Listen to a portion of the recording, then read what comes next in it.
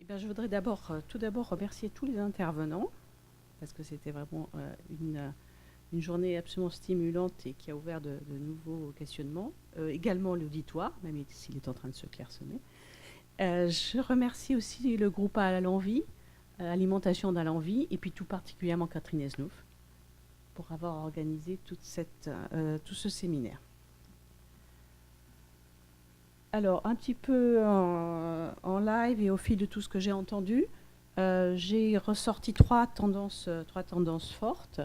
Donc, l'accroissement de la diversité, avec un certain nombre de moteurs que sont le brassage des cultures, le niveau de vie, les modes de vie, les besoins de réappropriation de son alimentation, surtout de la part des urbains, l'apparition de nouveaux comportements, les diminutions des impacts environnementaux, même si on n'en a pas trop parlé. Bon, tout ça sont des moteurs et ça se traduit donc par des évolutions par hybridation des systèmes actuels, un foisonnement de propositions et d'initiatives, et puis des évolutions qui apparemment sont très dynamiques, avec beaucoup d'émergence, peut-être de disparition aussi. Donc quelque chose qui est en train d'évoluer très rapidement, et donc on aura certaines difficultés à savoir quelle est son évolution, mais il va falloir les suivre.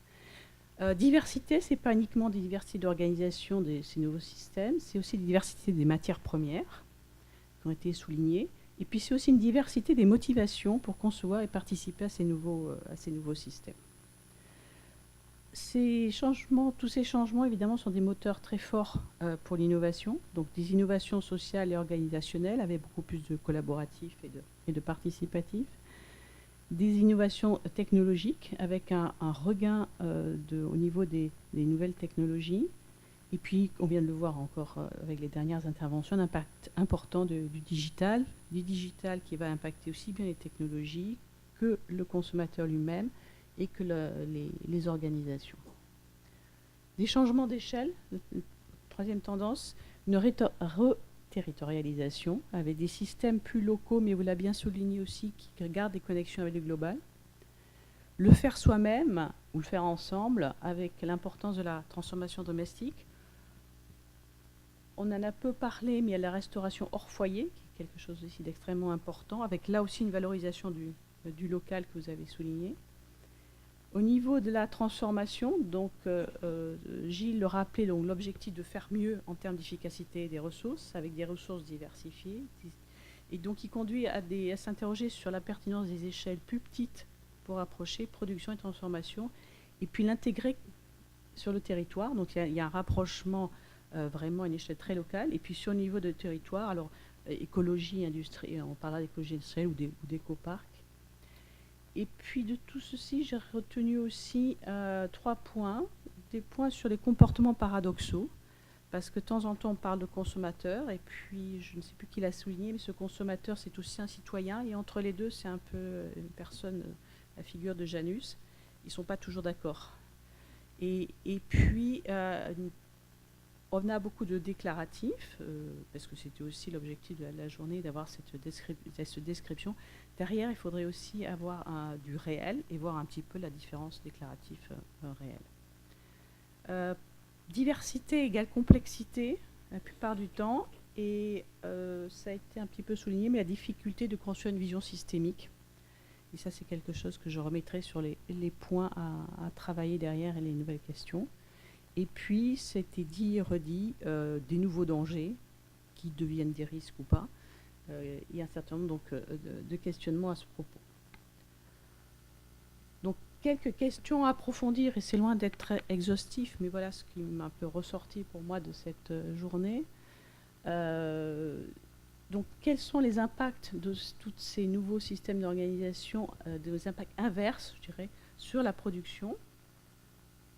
Parce qu'on a vu la diversité de la production et comment elle va impacter sur le reste de la chaîne. Il y a aussi l'impact inverse. Des impacts sur la sécurité sanitaire, donc on en avait pas mal parlé, et notamment des questions de traçabilité. Il va falloir assurer la traçabilité sur l'ensemble de la chaîne, et quel que soit le type d'acteur, qu'il soit très gros ou très petit. Des impacts sur la sécurité nutritionnelle. Je voulais sûrement rajouter quelque chose. Donc, enfin, c'est tous les nouveaux régimes. Et est-ce que, et nutritionnellement, ils sont-ils corrects? Comment on va arriver à communiquer là-dessus? quand on voit comment on est noyé par un différent type de communication plus ou moins correcte.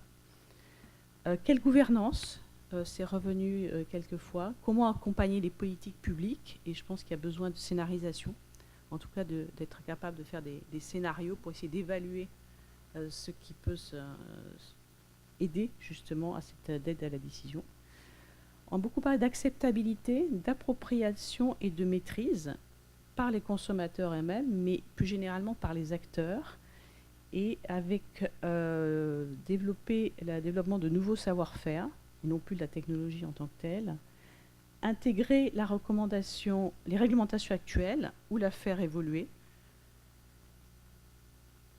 dès l'acceptabilité des nouvelles technologies, ça c'est encore des choses qui ne sont pas forcément très développées. Enfin, il va falloir comprendre quels sont les leviers de ces acceptations ou de ces refus et l'impact du digital, comme on a pu le voir. En termes de durabilité, donc effectivement on dit que c'est un moteur, tout le monde parle de durabilité. On a assez peu entendu parler de vulnérabilité et de résilience de ces systèmes. Je pense que ce sont des questions qui sont majeures. Et donc, il y a des besoins d'approche systémique, avec toute la complexité qu'il y a derrière ces approches systémiques qu'on ne sait pas bien faire, des approches multi-acteurs. Derrière, on a besoin de nouveaux indicateurs. Et ces indicateurs, il va falloir les renseigner. Donc, il y a besoin de données et d'être capable d'intégrer des modèles. Et puis, je sens venir un certain nombre de controverses. Et c'est bien la recherche qui aidera à éclairer ces controverses. Ben, je vous remercie.